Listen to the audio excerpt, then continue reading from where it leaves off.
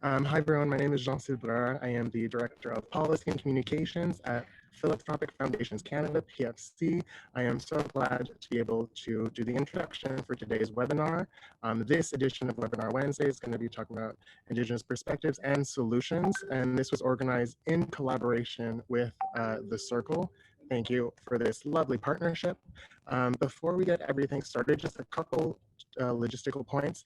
This session is going to be recorded. It will be uploaded onto our YouTube channel. Everybody that's registered, even people that have missed this session, will be receiving a link to the recording and any additional materials that can be referenced, and the slides as well. And before we get everything started, and that slide is going the wrong direction, we just wanted to do a virtual land acknowledgement, because we're all coming from different places from coast to coast. But to begin, we would like to acknowledge the many territories of Canoe Island on which we work and reside. These territories, ceded and unceded, are home to many Indigenous peoples who have lived here for tens of thousands of years and continue to live here as settlers, immigrants, and descendants. And as visitors, we honor and respect the many Indigenous peoples of this land and territory and hope for a more just future together. On that note, I would love to pass this on to our moderator, Chris Archie, who will go with introductions and introduce our panelists and speakers. And I'm going to stop my screen sharing, and you won't see my backyard anymore. Off to you, Chris. Shem, thank you. Wake no wake, everyone. My name is Chris Archie. I am so excited to be here with you. I'm Sequim de Galma from Teskin, and I currently reside in the unceded territories of the Kakite First Nation, also known to some people as New Westminster in British Columbia. Jean-Cel, your introduction was really lovely. It was a little scratchy, but I want to invite all people, even if you couldn't quite hear that virtual land acknowledgement, just invite you to take a moment and have a moment of appreciation and gratitude for the lands that you are living and working on. So, so I'm a mother. I am a cranky auntie. I'm also a sister and a community member. My pronouns are she and her, and I welcome the use of they and them in a move towards solidarity and the use more and more of non-gendered language. I also am the CEO for the Circle on Philanthropy, and I'm really thrilled to be here hosting this fantastic conversation today in partnership with PFC and alongside three women who I just really admire in so many ways. So to begin, I am going to invite each of the guests to introduce themselves and their pronouns, which territory they're on today, as well to share a couple of sentences about their organizations.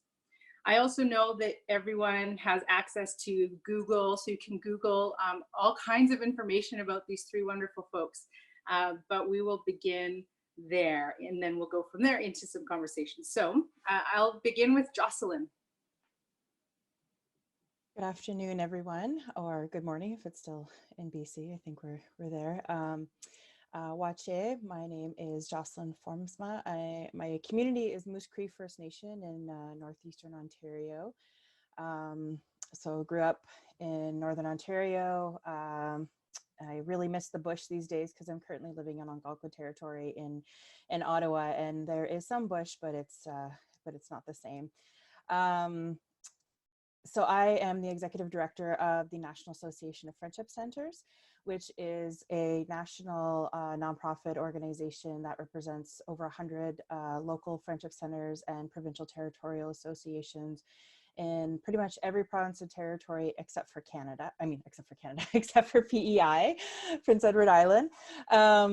And we offer a vast range of supports and services for which are geared towards Indigenous people living in urban settings, but we serve anyone who walks through our doors in a number of different ways, in justice, health, education, childcare, employment and training and all that kind of good stuff. So I'll talk a little bit more about the things that we do a little bit later, but I just want to express my appreciation for the invitation, and just that I am so excited and honored to share this panel with these two other women who I have such great respect and admiration for. So thank you, and as Chris as well for our moderator.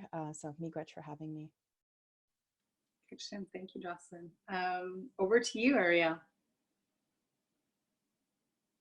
It's always finding the unmute button is the fun game in these Zoom webinars. But ek lanet and planeta Ariel Tsaekwe Hushe, Deranger Betsy Ani Hesli. So my name is Ariel Tsaekwe Deranger. I'm a member of the Athabasca Chipewyan First Nation, which is located in Treaty 8 territory in northern Alberta, just below the Arctic Circle.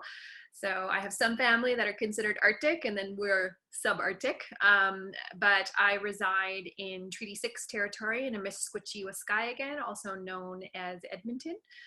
And I'm the executive director and one of the co-founders of Indigenous Climate Action. So Indigenous Climate Action is a relatively new organization. We only came into existence in 2017 as a formal organization. And prior to that, we were sort of a volunteer cohort of people trying to figure out what it could look like. But Indigenous Climate Action is the only Indigenous-led climate justice organization. Not to say that other people don't work on it, but we're the only one that has an Indigenous-led primary focus on strictly climate justice. And we really cater our work on focusing on communities rather than trying to change policy or politicians' minds or corporations, but uplifting and supporting the wide variety of Indigenous-based climate solutions and voices to help broaden the discourse on what climate solutions can look like and leverage the fact that Indigenous peoples house centuries of knowledge that is vital to solving the current climate crisis. And it's been such an interesting journey. And on top of that baby, I also am a mother of two human children, and one's grown up and one's still at home.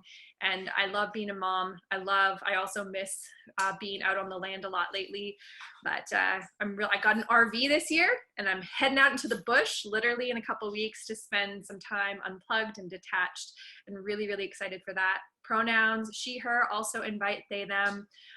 In my staff, we try to use they, them for everyone all the time in solidarity with really trying to promote the fact that we don't have to live in a binary. So thanks for having me. Welcome, thanks for being here. And now to Jess. I love all this bush talk because I'm also going to talk about the bush. No, I was thinking, does anybody know what the bush is? But I'm in good company. So Ani Canoe, hello everybody. I just wanted to start by saying Ramadan Kareem to folks who are in their final days of ceremony right now. I want to thank you and say miigwech for your prayers during this time, and to recognize that the work that you're doing for spirits is something that resonates, across our communities and across our cultures. My English name is Jess. I'm Anishinaabe, and my community is Batchewana First Nation.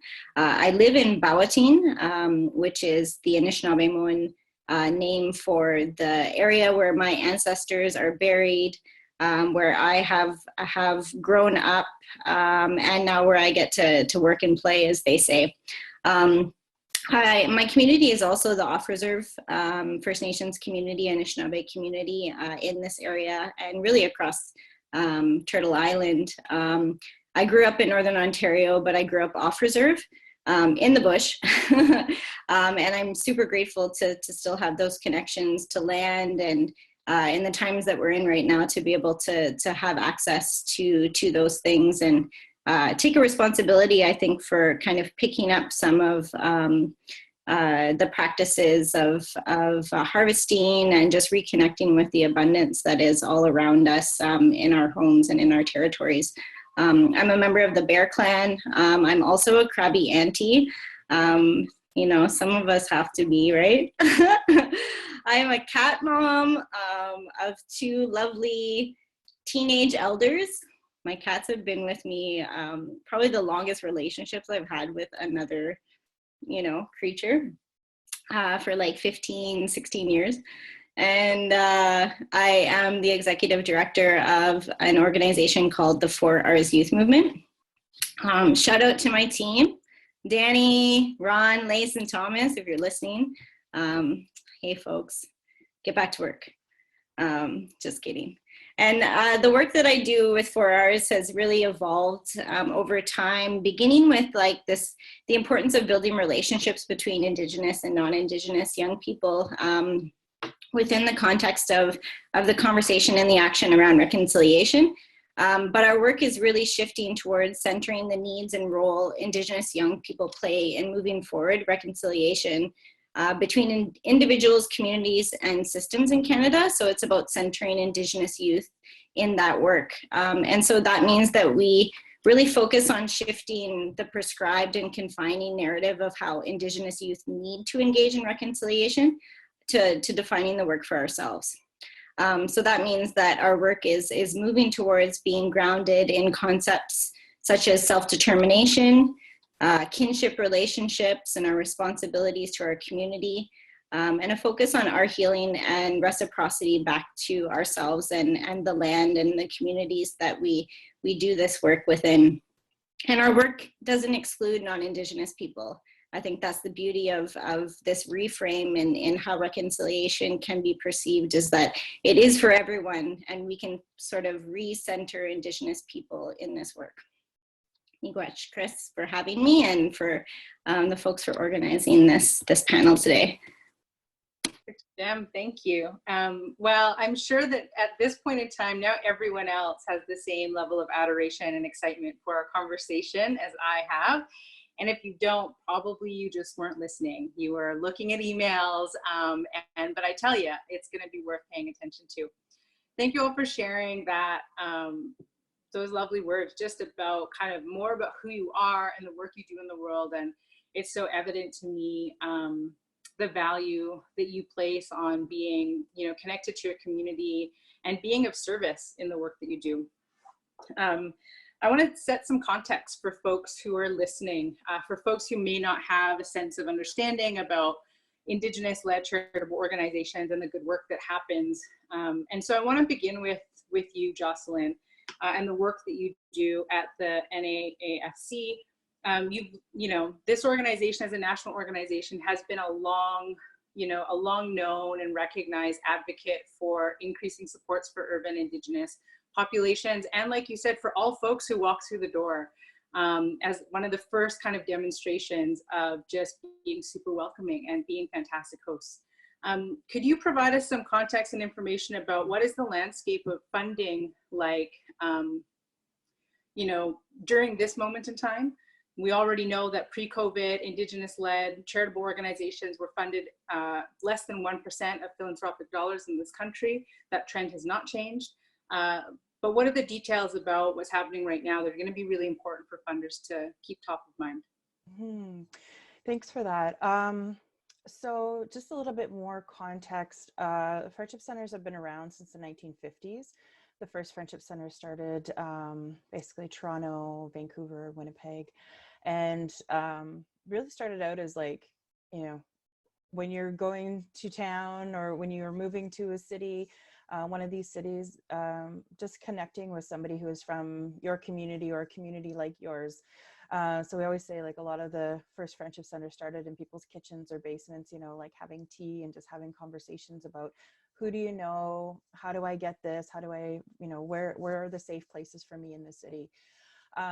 So I would say like since then, we've had huge growth over the 1970s, 80s, 90s. So till today, the NAFC, as I mentioned, represents over 100 local friendship centers and provincial territorial associations.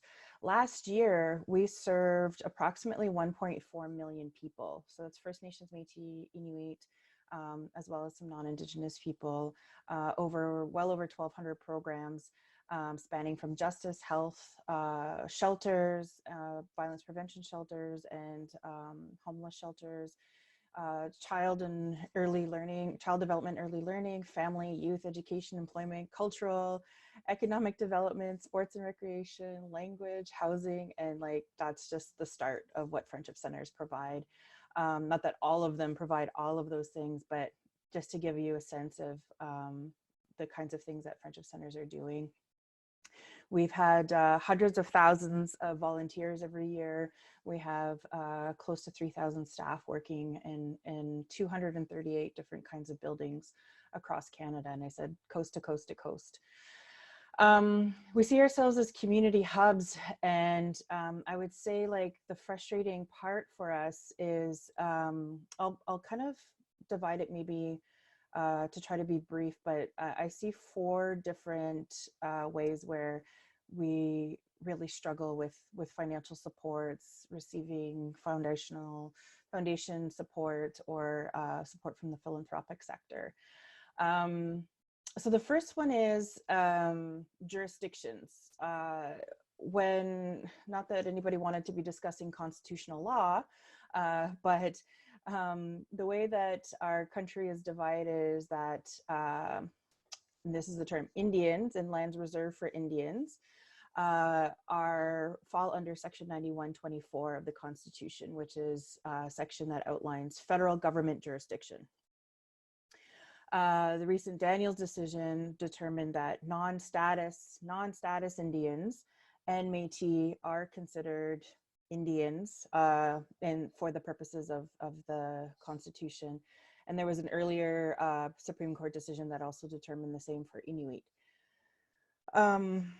So when you have urban Indigenous people who don't live on reserve, or Inuit who are not living in the north, in the Northern Territories, or you have Métis who are not living on Métis settlements or in Métis communities, and that even itself becomes quite diversified and I don't want to say complicated, but there's many layers to Métis communities. They are not always recognized by the federal government, and they're not always recognized by the provincial government. And each one tends to point the finger at each other as to who has the ultimate responsibility, which can leave, when there's funding decisions at the federal level, leaves urban Indigenous people out. And when there's funding decisions at the provincial level, they tend to think of any Indigenous person or Indigenous organization as federal government responsibility. And so we end up falling through this jurisdictional gap.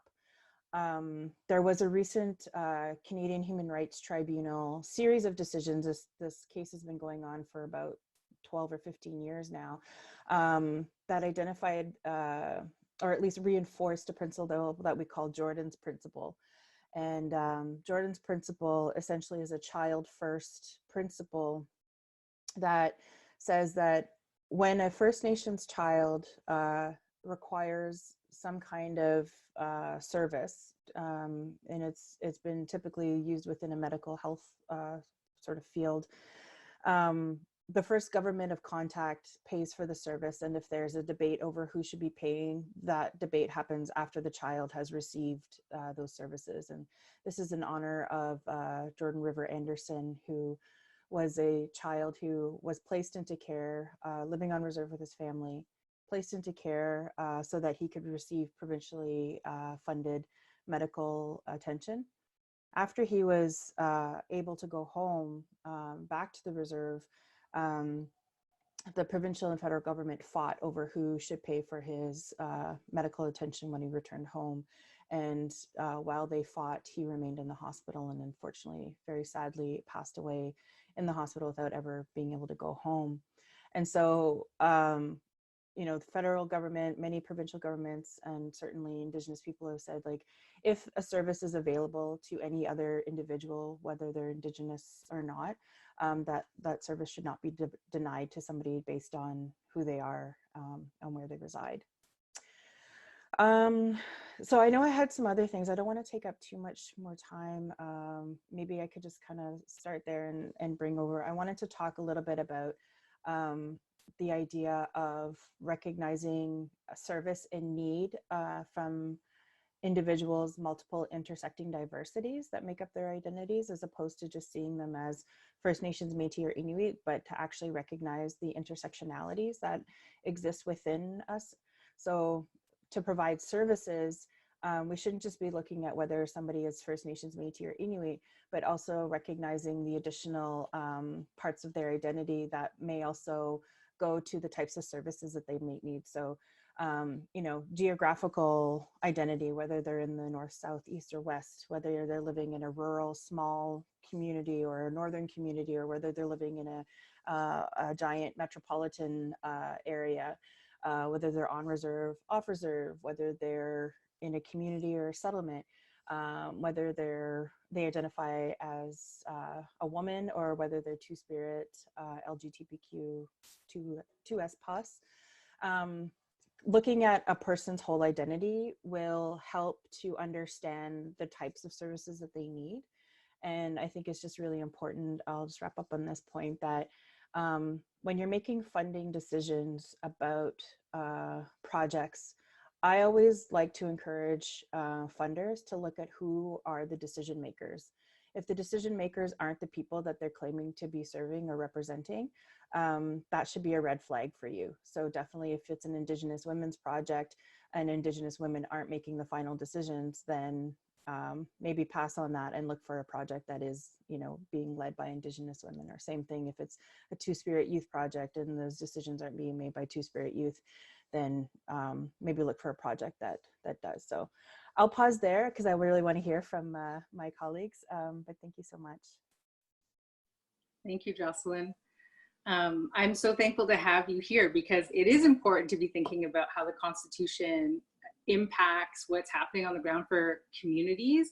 And there aren't enough folks who have our understanding of the jurisdictional gaps that organizations are faced with, that actually mean that people's lives are put at risk. So really appreciate you bringing those pieces forward, and also just connected to one of the pieces you were talking about, that kind of intersectional reality of humans, and how important it is that you're serving full people, full humans. And just one of the things that I recently discovered about Jocelyn's organization, NAFC, is that most of the organizations across Canada, or from coast to coast to coast, they own their own buildings as well. Majority of those organizations are women-led. And so I think that that's a really amazing thing. And to be frank, I don't know that there's any other network that exists quite like that. And so just kudos to you for that. Connected to that piece around leadership and ensuring that people who are reflective of the communities they're seeking to serve, I'm keen to hear from Ariel. Ariel, your organization, as you said earlier, is kind of working at that intersection of climate justice, focus on Indigenous-led solutions for change, but you're also doing some really amazing grassroots organizing. Like, that's deeply embedded into the work that you do. And so the funding supports for this work is like super limited at the best of times. And I recognize that there is a big tie between philanthropy, resource extraction, wealth generation, and that intersection with ICA was in the news a couple years ago, related to the decision to turn down funds, because it was like, yeah, those funds don't align with the work that we're doing. And that was such a brave and courageous move that I think inspired me, but many other organizations and people, to say, whoa, like, now this is an interesting power flip. We could do this. We can actually put a different level of parameter around the relationships we want to be in with organizations. So that being said, I know that ICA is just witnessing really amazing things on the ground related to climate justice. And of course, the conversation related to COVID and to health is also totally related to climate. So just would love to hear some of the ways that this work can be supported, given how linked climate justice and health are. Yeah, thanks. And also, I love hearing more about like how the friendship centers, first off, are continuing to just be this abundant resource for our people. And I think it is absolutely critical to talk about the constitutional ties and how things fall through the cracks, because the reality is frontline communities are also that extra layer that exists within our own communities around those people that don't always receive the funds. So there's, you know, federal dollars that go to chief and council systems, but that doesn't often support that grassroots frontline community work that gets done. And so there's complications on how that ends up getting supported. And one of the most scary things about this, and it has direct ties to climate justice, and I'll pull back in a second, is that a lot of these elements of social services that are provided sort of at large to the community outside of First Nations or Indigenous communities, not just First Nations, but Indigenous communities, is often subsidized by the extractive industries as they come in and look for ways to mediate their relationships, because they know that they're a part of like destructive practices of extractivism in their territories. They offer, you know, through philanthropy, like giving to help support like on the land camps, like progressive movements for education, and the things where the fiduciary responsibility of the government has devolved to a point that our communities can't afford those things, and it has to be taken up by community members. And so, and sort of that extra layer is like those people that want to fight those very extractive industries that have eroded our ability to access our rights in the full entirety of what they are. And these grassroots folks often like slip through, there's nowhere for them really to access funds. And they're really at sort of the crux of like, how do we support this frontline work, and why is it important to support within the context of climate justice and the nexus that we are seeing between climate justice and health. And through the last few centuries, what we have seen through the colonial context of settler colonialism in the Americas is it wasn't just to like come and occupy the land and take it, and it wasn't just to get rid of Indigenous populations, but it was actually a part of that process was to try and erase Indigenous cosmology and value systems that connected us to nature and to the natural world around us.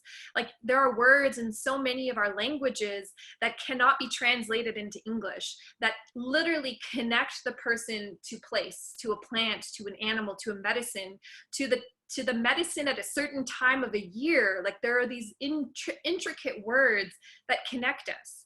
And you don't understand them until you are like literally in the natural world and you are part of that practice of that reciprocal interconnected relationship. And we have all of these frontline activists which are fighting to maintain those connections to the natural place, that are fighting to ensure that there's not this continued erosion, not just of the land, but how that erosion of land and the environment contributes to the erosion of our culture and our ability to be who we are as Indigenous peoples. And so climate justice in its framework of Indigenous climate justice is really how do we talk about not just talking about the suite of solutions within the climate justice world that are just around, you know, let's switch our energy from coal and gas to solar and wind, and just changing like Suncor, which is a major operator in the tar sands, and that's where my community is downstream from, is becoming one of the biggest proprietors of solar and wind in the region, which is crazy because it doesn't address the injustices over the last multiple centuries where our communities have not been a part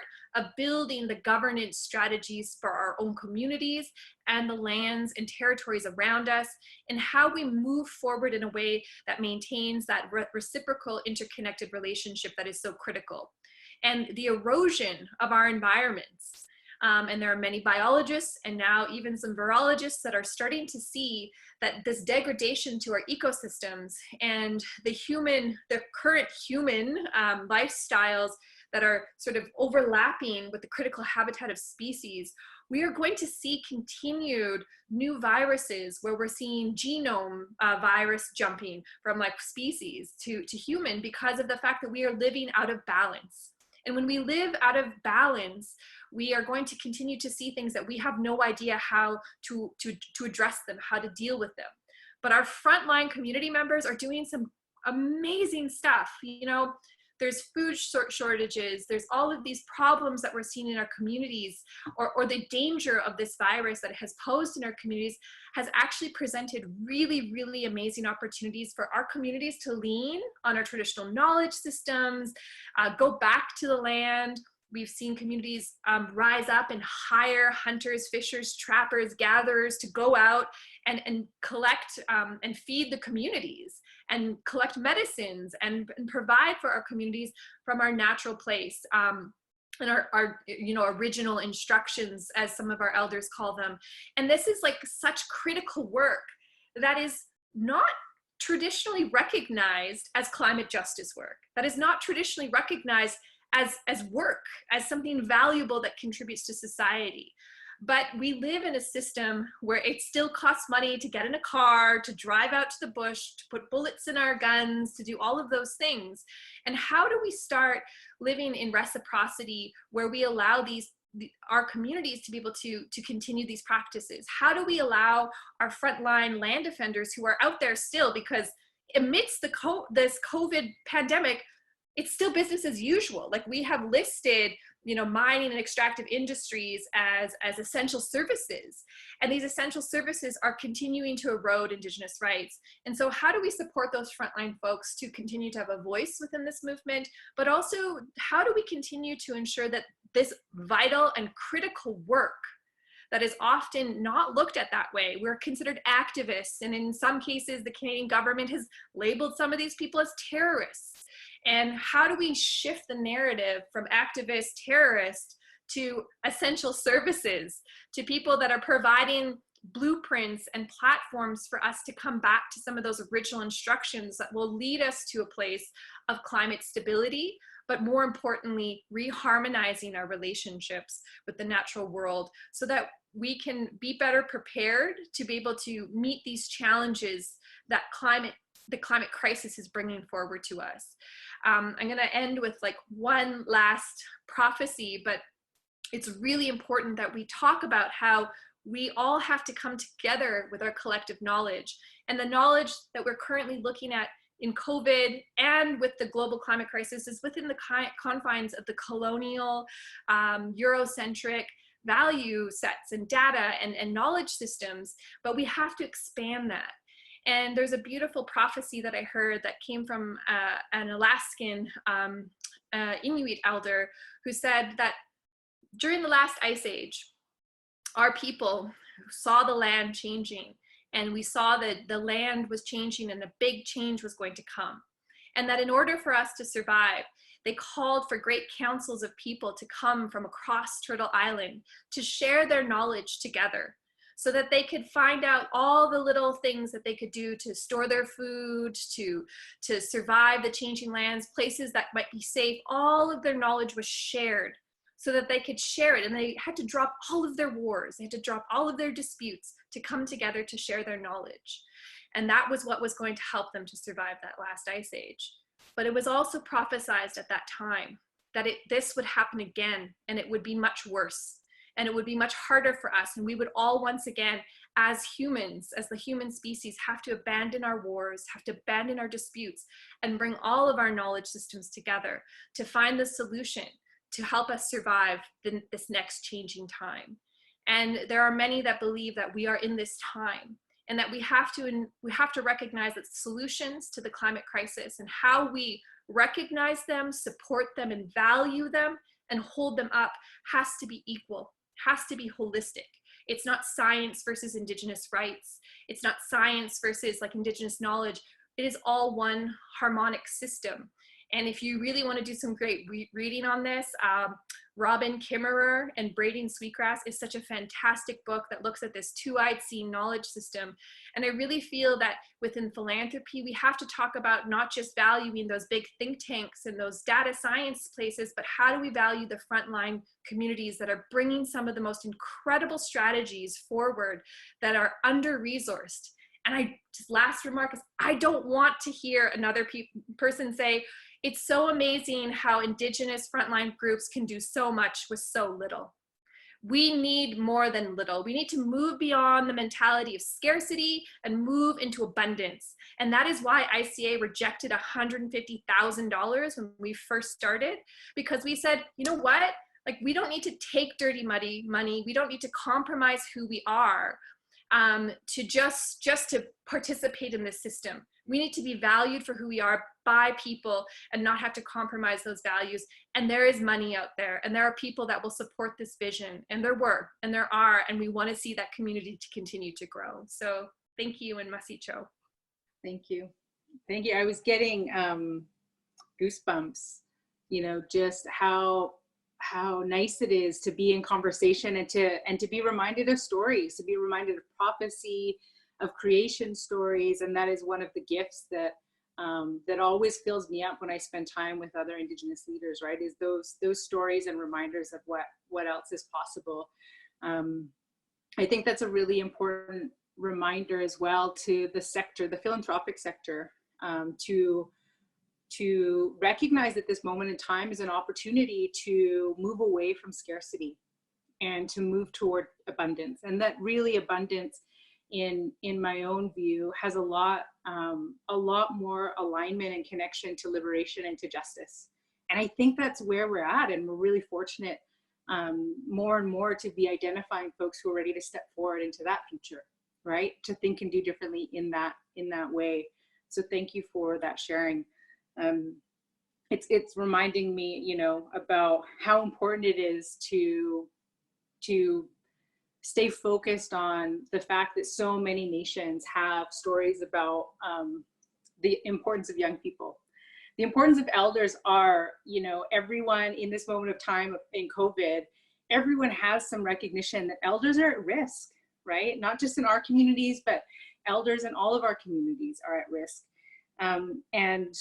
And what I love about the knowing that I have as an Indigenous person is that young people are amazing leaders, right? The creativity, the innovation, the no BS attitude for just getting things done is so essential in these times. And so, you know, I have a 20-year-old son, and I've been really thinking a lot about what this moment in time means for him. And we've been having some really interesting conversations about what the future looks like for him.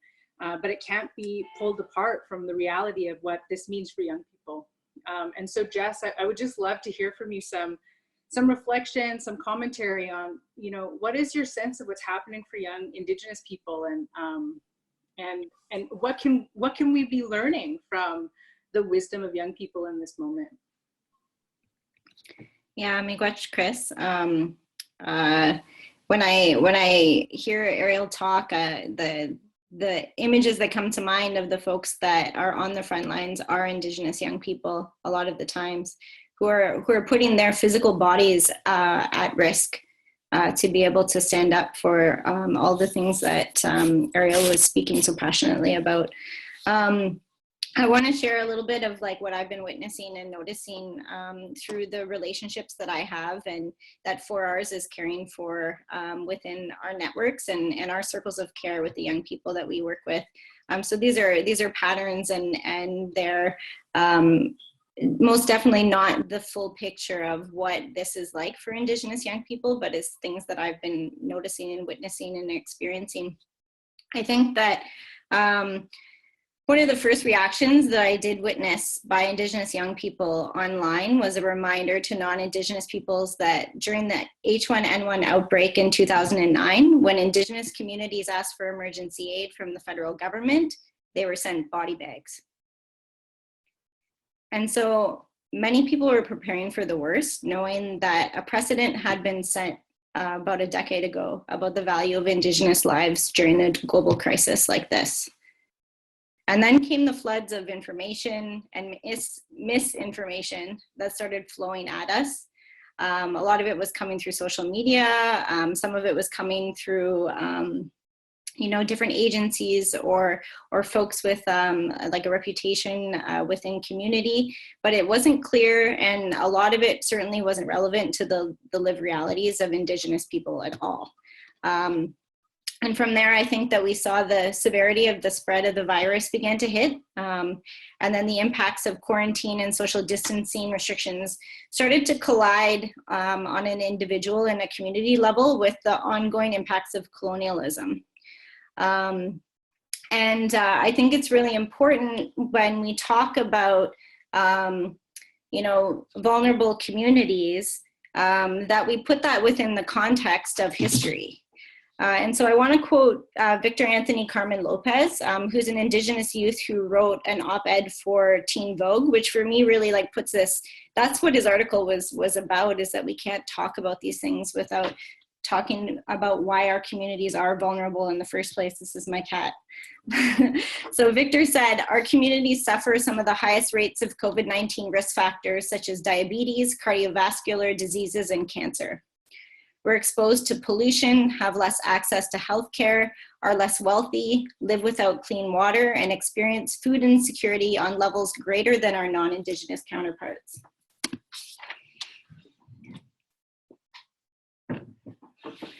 Oh, my coworkers, they're so annoying. Victor goes on to say in this article that over the last 500 years, colonization weakened Indigenous systems of self-reliance when it came to healthcare, food, water, and housing, and replaced them with unsupported and underfunded systems that have left us disproportionately unprepared for COVID-19. And so when this pandemic hit, young people were asking, how are you supposed to practice hand washing when you don't have access to clean water? How are you supposed to physically distance yourself when you're housing insecure or you're living in overcrowded conditions? How is it possible to boost your immunity when you don't have access to healthy, affordable sources of food? To stay connected for work or for school or with your family when you don't have access to internet? To care for your elders and other high-risk community members when you have no source of income? You don't qualify or can't access documentation to be eligible for the federal subsidies. So while the response to COVID was swift by the federal government for some folks, there was many gaps in the implementation for Indigenous youth in our communities. And so many of the earliest solutions that we saw assumed privilege and access that a lot of folks don't have. And so one of the things that 4R started to do was to sort through the information overload and really try to do our part to mobilize up-to-date and relevant knowledge for Indigenous young people, knowing that that also will translate down into community. And we weren't alone in that. Indigenous Climate Action was also doing this really good work, and so it was an awesome opportunity for us to partner together to collaborate so that, you know, our focus was really to get information out as quick as possible that was trusted, that came from a trusted source, and also was relevant to who we are as Indigenous people, and to do that early on in the crisis. And I saw, you know, the Circle was doing this work too, as well as OIYPP, Ontario Indigenous Youth Partnerships Program, but more on a philanthropic level, so activating those allies so that when we start to look at the gaps that are existing, that we're starting to flow financial resources towards those. But despite the conditions that Indigenous young people and Indigenous folks have been facing, we're working hard to grow these abundant futures. So I think it's always important to not only place ourselves within a deficit. That abundance is super, super important, and we're constantly thinking about that and working on that. And so I've witnessed Indigenous young people like move from reacting to a crisis to responding with bravery, creativity, and transformative actions that center the needs of their communities above all else. Some things that young people are doing is language and culture programs are moving online. Youth are on the front lines protecting their borders from outbreaks. They're reconnecting with the land, doing the things that Ariel was talking about, like harvesting, learning about what is there, what is those gifts from the earth that are medicines and food for our communities. A lot of young people are actually leading crowdfunding campaigns that are really, really excellent and getting a lot of uptake. And we're providing our own mutual aid to our communities. I want to shout out folks like We Matter, the Assembly of Seven Generations, and Aboriginal Youth Opportunities, who are all Indigenous youth-led organizations that are finding innovative ways to pivot their programming, to keep community connected and caring for one another right now. And above all else, to continue their work moving forward justice for Indigenous peoples during this pandemic. Lastly, I want to share that there's been other wins during this pandemic. One is the Mi'kmaq zombie thriller Blood Quantum that came out. That was like a big deal. You know, it's like these small moments. And we found out that Taika Waititi is directing the next Star Wars, also a win. The Indigenous meme generation during the pandemic has never been finer. So, you know, follow yourself some Indigenous memers like the Band Office on Instagram. So I want to leave it there with that, because I think that, you know, Chris, you asked what are we learning from Indigenous young people? And I think what we're learning is how we can live out the values that we say that we follow within the work that we're doing within community. And I see that all around me with the young people that I get to work with. Amazing, thank you. Thanks for highlighting those wins. Though I did see the tweet that the salmon was moving a few days ago from the makers and creators of Blood Quantum. They're like, yes, this fish did come from the lake where we filmed the movie. So anyways, if folks haven't seen that movie, it's worth watching for sure. Thank you for offering that kind of connected thread about abundance. And Jocelyn, Ariel, I know both your organizations deal with this as well, that actually there is a penalty for being creative. And that penalty is, well, you don't need more money because you're making do with what you have. Right? You make do with what you have. And it's that continued labor on the backs of Indigenous people that is not fairly compensated, that comes without job security, that comes without health benefits, that comes without investment in capital so that organizations are able to leverage their buildings for the things that are required to run and operate their programs. And so I do think it's really important to just notice that reality. And we had a member of the circle who had a personal reflection when she took a look at her granting over the last couple of years. She realized that she had this kind of increased desire that she felt was connected to curiosity and to due diligence. But what she started to notice over time was the pattern. The pattern was that she was more curious and was doing deeper research and work related to due diligence for Indigenous organizations, and was not thinking twice about giving double, triple, 3 times more the amount of money to male-led organizations, to white-led organizations, and was like, oh my goodness, I have to realize that my own insecurity, my own anxiety about not knowing meant that I was delaying the support to these organizations. And so it was a really beautiful moment that she shared that I think has completely transformed her giving. That her giving now is focused on immediate, direct to the source, funding as quickly as she can to organizations who are doing the work that needs to happen on the ground.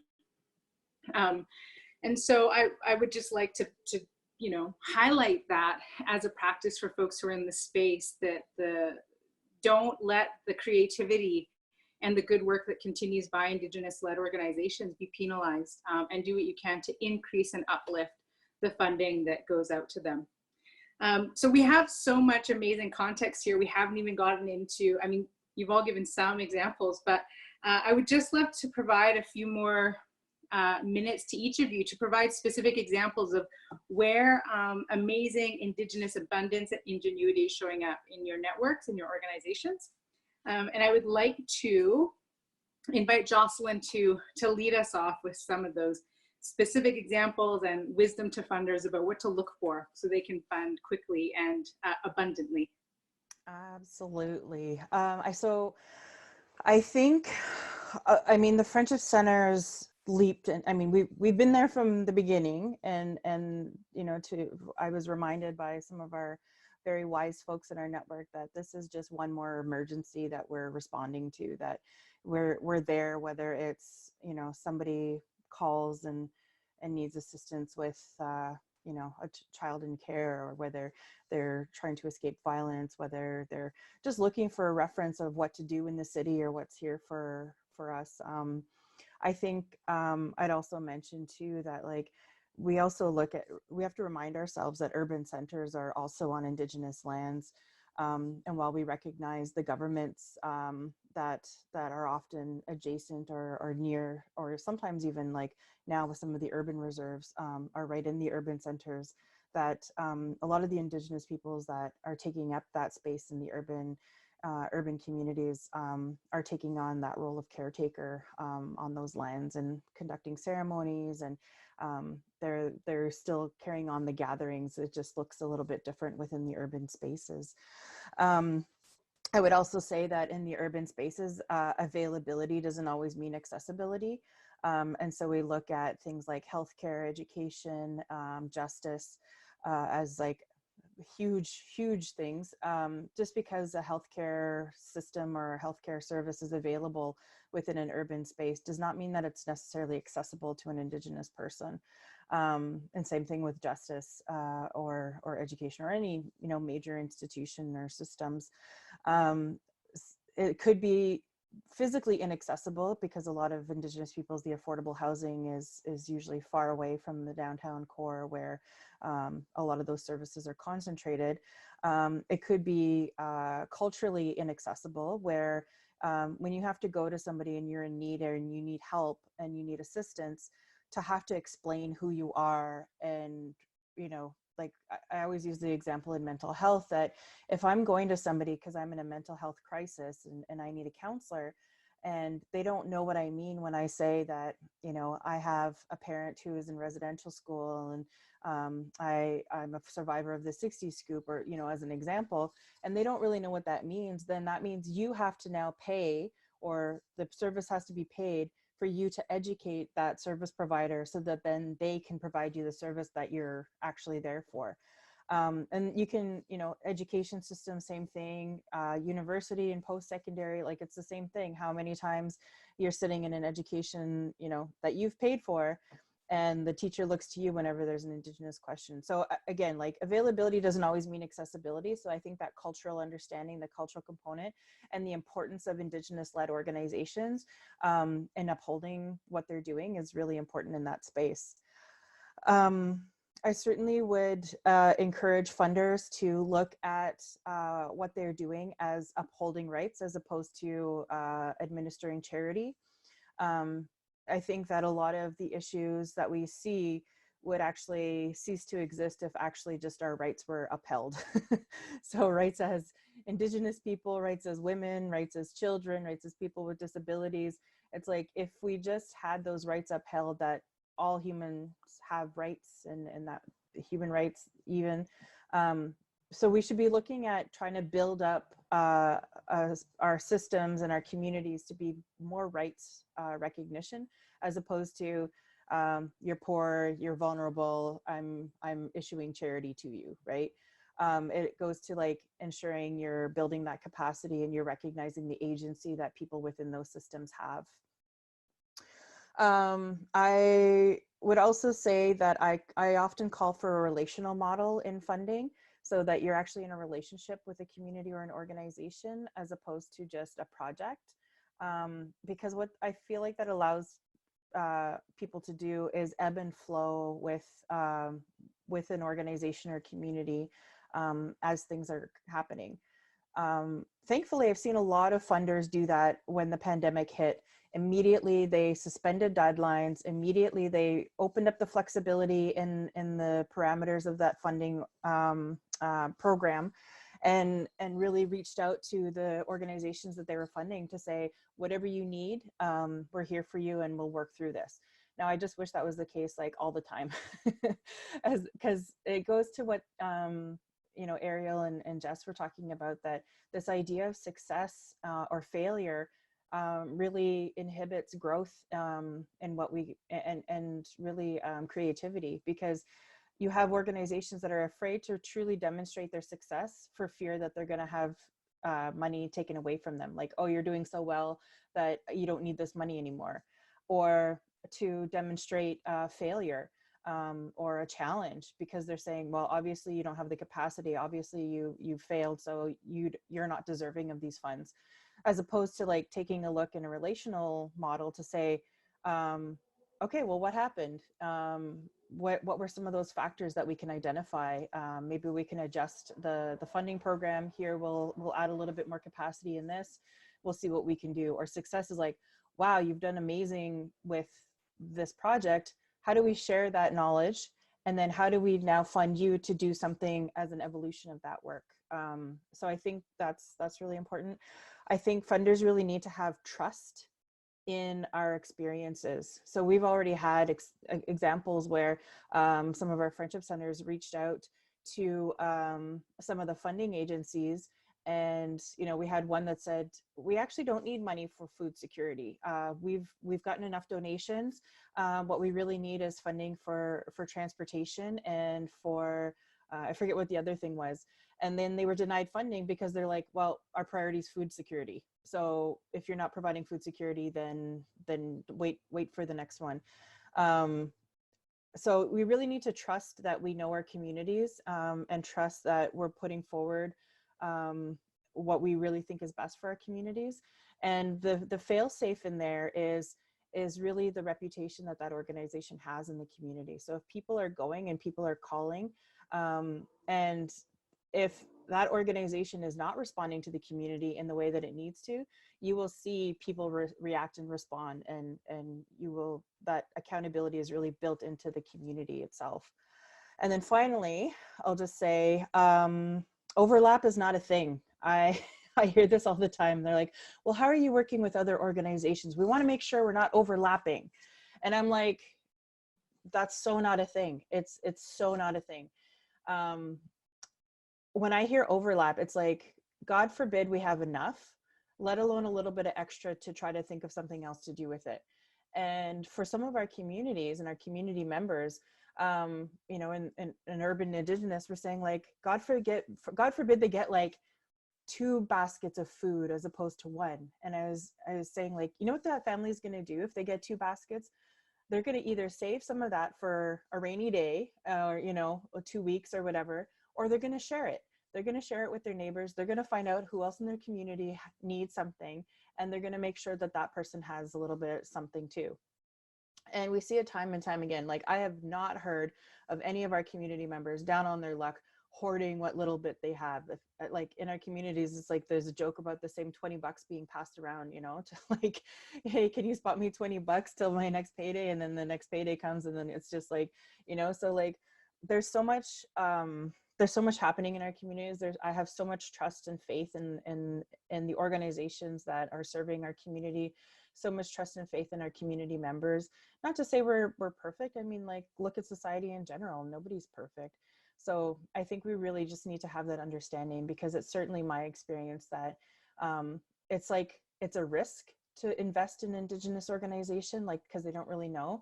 And because of that, we get increased scrutiny from funders, and we get asked all these questions. We're over reporting on everything, and we just don't get that trust in our expertise, and it becomes a real challenge, because then we spend our time writing proposals, writing reports, when we could just be doing the work.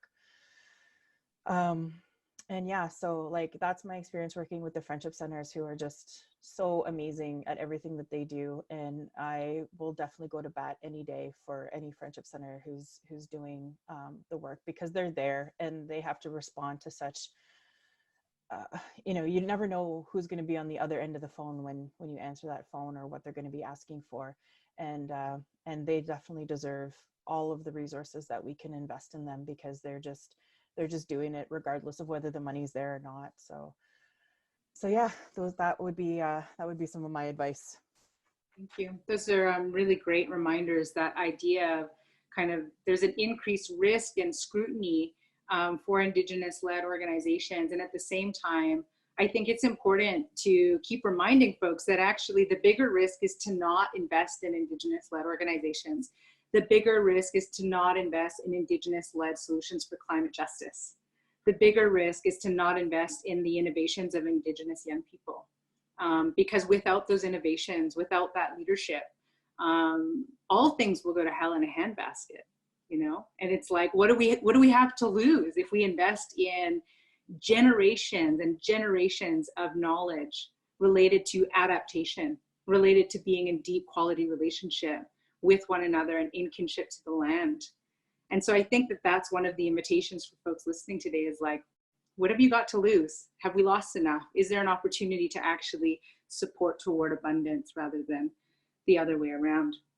I know we keep getting, as the panelists, we keep getting these little pop-ups that like Q&A time is supposed to start. And so I really recognize and acknowledge that folks have been patiently waiting their turn to ask some questions.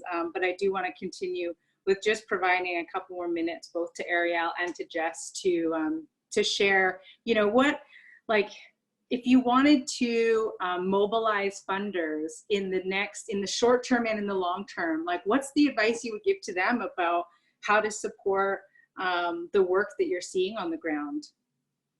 Probably like Jocelyn touched on so much. I feel like the reality is that particularly within the environmental movement, and that's where I can really speak the most, is we've seen a lot of emphasis put into sort of, you know, white middle class led environmental movements for decades. And those movements largely focused on shifting the mindsets of white middle class, you know, citizens and the colonial governments and structures. But over the last decade, we've seen this shift to recognize the power that is wielded through Indigenous knowledge systems in helping to lead the climate justice movement into a stronger, more holistic approach. You know, and we talk about the forefathers of environmentalism as in the white environmentalism as like, you know, Thoreau and all these like white grandfathers of the movement, but those people came back to this Indigenous cosmology and value system. And if we really want to start shifting those paradigms, we really have to start looking at where the power is. And colonial governments and parties, they shift every 4 years. It's a rotating system, and those knowledge, like the politics of that party move every time it's shifted. And so when we think about like, where is the power lies in those communities that have centuries and millennia of knowledge that is passed down through them. And we are literally not just seeing the dying of our languages, but we are seeing the disappearance of so many of those cultures that are providing the blueprints that are going to be essential to us finding the solutions, not just to the climate crisis, because like, let's be real, like Indigenous communities, we had our own economics, we had our own education systems, medical systems, we had our own trade routes and commerce, we had everything. And we have millennia of experience that we can bring to the table that can really change the course. And how do we shift where we see power being shifted? Do we want to continue to maintain the status quo of uplifting systems of white supremacy that have marginalized and invisibilized Indigenous cosmologies and ways of life and other people's ways of life, you know, other POC, Black, the BIPOC folks, their ways of life and their contributions to solutions in the whole realm have been erased through systems of white supremacy. It's time for us to start shifting those paradigms by shifting where we invest in shifting the power. For ICA, you know, we are working with specifically with Indigenous folks, but we see the need to broaden the intersectional movements to include BIPOC voices, to look at how we can all come together to disrupt those systems so that we can start shifting that way. So that we can see, like, you know, the friendship centers as not just places where people are going to get some services, but as critical hubs to supporting that paradigm shift that's necessary to disrupt the status quo that has gotten us to this place that we're in now of a climate emergency, of a global pandemic, of an economic crisis. Systems of predatory capitalism, European Western ideologies of colonialism have predicated our people and our lands for too long, and we really need to start shifting, and that comes at grassroots. grassroots community members, they have the solutions. It's time for us to reframe where the power is and invest there. Thank you. Thank you, Ariel. Jess, some final words before Q&A. All right.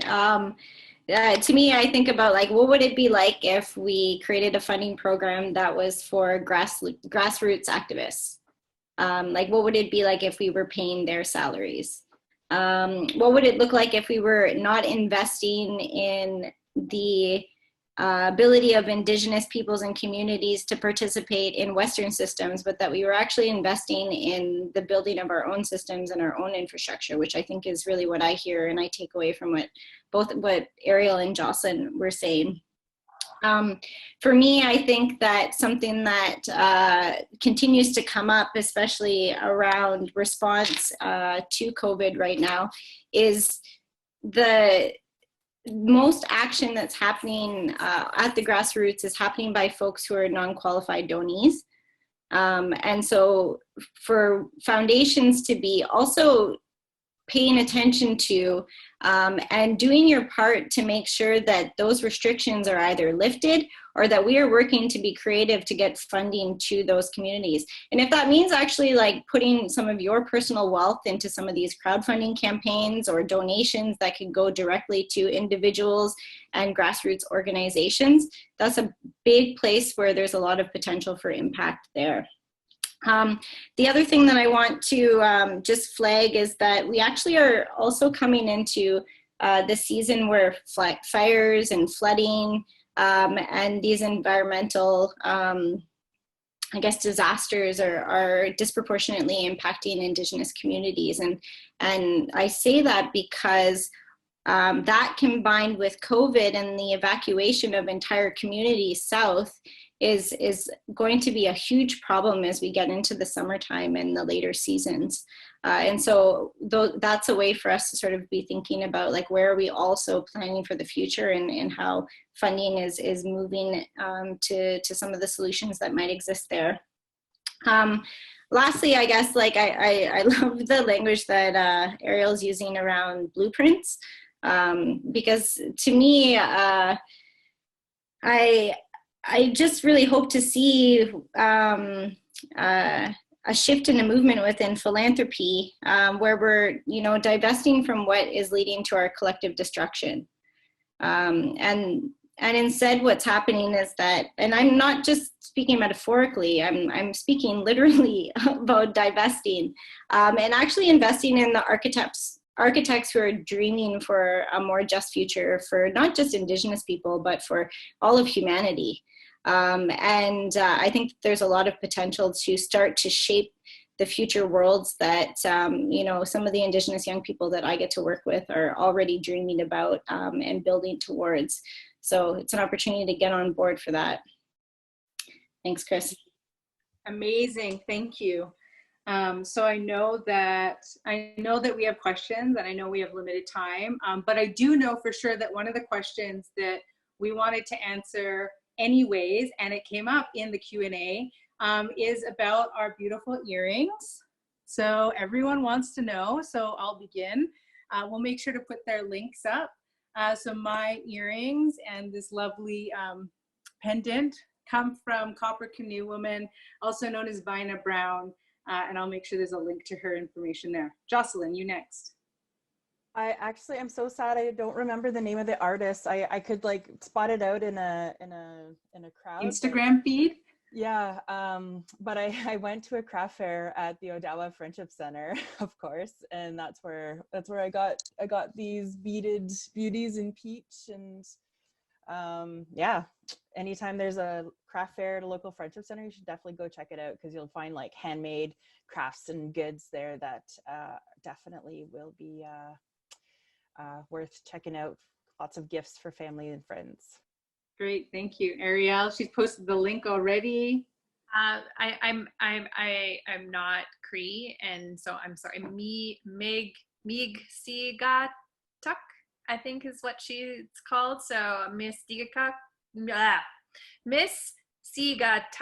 Creations, and these are muskrat and she uses all like, no, there's no plastic in these, so the beads are crystals, and she uses really nice metal, and they're really, really high quality. She does really amazing puffs, but then also really long ones as well. I love her stuff. Amazing. And Jess?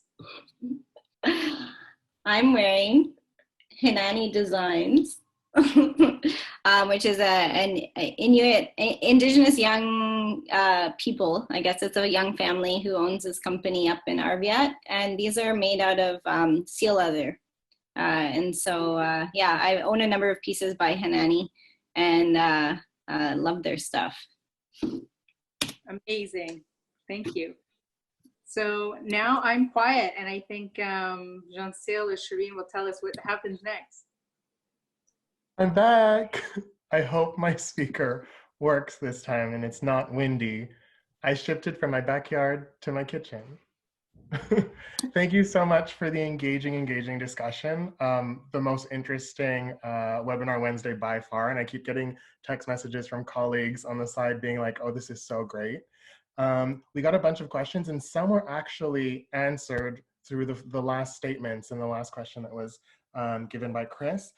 One that's directed towards you, Ariel, if you don't mind unmuting yourself, is how do you see climate change and climate action playing out post-COVID-19?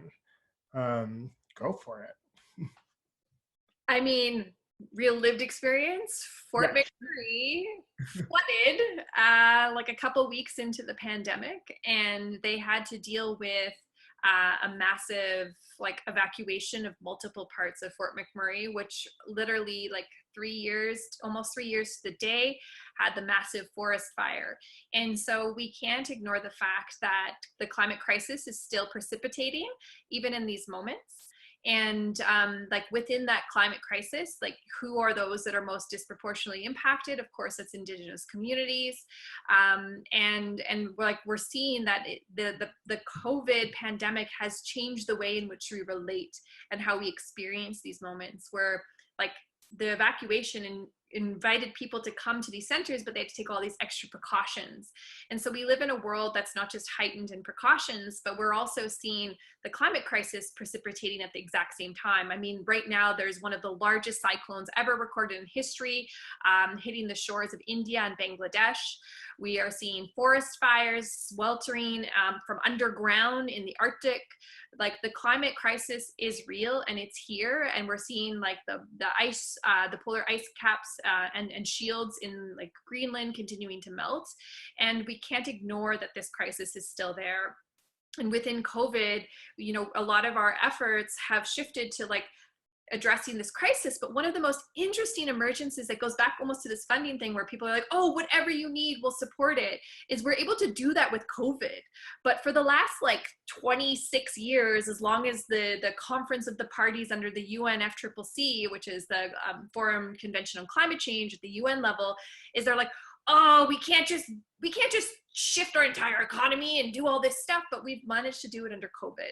And what's really been magnified is the fact that if there is political will, we can do anything.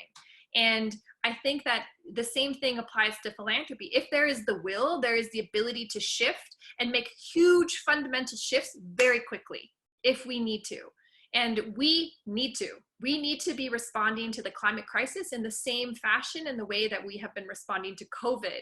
And we need to do it within a justice framework that includes lifting those voices that have been pushed to the sidelines for far too long. And that, in this case, for ICA, is really focusing and centering on Indigenous voices in the context of Turtle Island or North America. Cool, thanks. I'll take one more of the questions. We have a bunch. Some were, as I said, were already answered, but if there's some that we aren't able to answer, we'll integrate them into the email that you're all going to be receiving afterwards. But if maybe our two other panelists could provide a suggestion to either a seasoned or a novice grant maker that wants to partner with an Indigenous-led organization, what's the first thing you think that they should do? There are many things that they should do, but one thing, first step, if they're listening. Oh, Jocelyn, can I start? This is a tough one because we're in COVID times, but the first thing that comes to mind for me is to share a meal together or to have dinner. So that you're entering into the relationship as individuals and maybe even possibly families before you are entering into the relationship as a transaction, which is like language that I've really taken from the work that Chris has done with the circle. So it's like, how can I make this relationship transformational? And to be very conscious of the default positions that you may take as a funder. And as Ariel was speaking to, the power that's at play within that. So it's like if you're meeting someone for a meal and you're sharing who you are through food or something like that, there's a lot more potential for, I guess, an equitable relationship between a funder and a fundee. Ditto. No, I was going to say the exact same thing about the relationship piece. And so maybe I'll say the second step, since Jess identified the first step. And I think that it's really to have a conversation to seek to understand, as opposed to the idea that we are coming to the table, like, not with sort of the savior mentality as like, we're gonna, all this money is gonna solve your problems, which is, I don't think most funders think like that, but I just think like the idea that, to really get at the root of what an organization is trying to do, it's important to listen and to just truly understand where they're coming from, so that when you're coming to the table with those resources that could assist, it's with some humility, and it's with the idea that you don't know all the answers, and that the answers are really, the community has the answers even if you have the resources. So so that would be my response. Thanks, Jocelyn. I'm going to pass it to Chris, but right before I do that, because I'd love for all of you to have the last word, I don't want to have the last word in this situation. Just logistically speaking, so everybody knows, again, you're all going to get a recording. Even if you didn't attend and you missed out, you can still access it on our YouTube channel. There is going to be a blog post written up by a friend of PFC in the circle, by Katie McDonald of the Calgary Foundation. So you can take a look at that sometime next week. It's going to be released and we'll share it. So it'll be some observations and comments on this amazing, amazing discussion that we've had. For PFC, check out pfc.ca/COVID-19. There's so much going on. We have a data mapping survey that we're currently sharing with our membership. The circle's on it as well, and there's a deadline to fill up that survey. So members that are on the call, fill it up until Friday. And there's a bunch of other stuff as well that the circle's working on, but I'll pass it on to Chris for the last word. But thank you so, so much, everyone, panelists and attendees. And shout out to Shireen. Yes, thank you so much. This has been, as I suspected it would be, one of the highlights of my week. I've been looking forward to this for a couple of weeks, and I just feel so nourished and filled up by all the wisdom that each of you have shared. And so thank you so much for that. Also, mad props to Shireen Munshi, who's on the Circle team, as well as Jean Sale, to PFC for taking on the labor of ensuring some weekly opportunities for some peer learning and some opportunities to hear from folks on the ground, and for the invitation to partner. I wanted to just end with some final comments related to a bit of what we've heard. One is, in this moment when folks are thinking a lot about urgency and about thinking through how to get money quickly out the door, it has been said during this panel, and I'll say it again and again, that investing in Indigenous-led organizations is your answer. And the other thing, I made a little note here, because we used the language invest a few times, all of us, like we used it. And I was like, oh, what's the other word? I think the other word is reparations. It's not about investing in these communities. It's about reharmonizing. It's about paying, it's about reparations. It's about recognizing that, where the wealth was created on the backs and on the lands of Indigenous peoples needs to be given back. And there's lots of ways to do that. And this moment in time is a demonstration about how quickly philanthropic organizations can break their own rules, how quickly they can loosen up the structures that govern the work that they're doing, and invest quickly in Indigenous-led and community-based solutions for change and for justice. I also just wanted to say a couple of remarks related to the fact that, Jocelyn, you brought this up, how important it is that you're funding and supporting projects that are actually about actualizing and enabling human rights and the UN Declaration on the Rights of Indigenous Peoples. So if you're not aware of the great work by OIYPP, International Funders for Indigenous Peoples, and GrantCraft, they have a whole grant maker's guide to how to use the UN Declaration for the Rights of Indigenous People as an adjudication and a grant making tool. And so there's no excuse to say that you can't figure out how to do it. There's a beautiful resource that exists, and we'll make sure to share that in the links. As was said, make sure to use your personal wealth. We all have a few extra bucks to give. And so do what you can to give to places that actually aren't qualified donees, to recognize that outside of that system, there continues to be a lot of need and a lot of creativity for how work can happen uniquely. Another invitation right now is to really recognize that there's an opportunity to shift practice and policy, and that the capacity is actually not needed in Indigenous communities. The wisdom is there. As Jocelyn and others said, the wisdom exists for what we need to do to create change.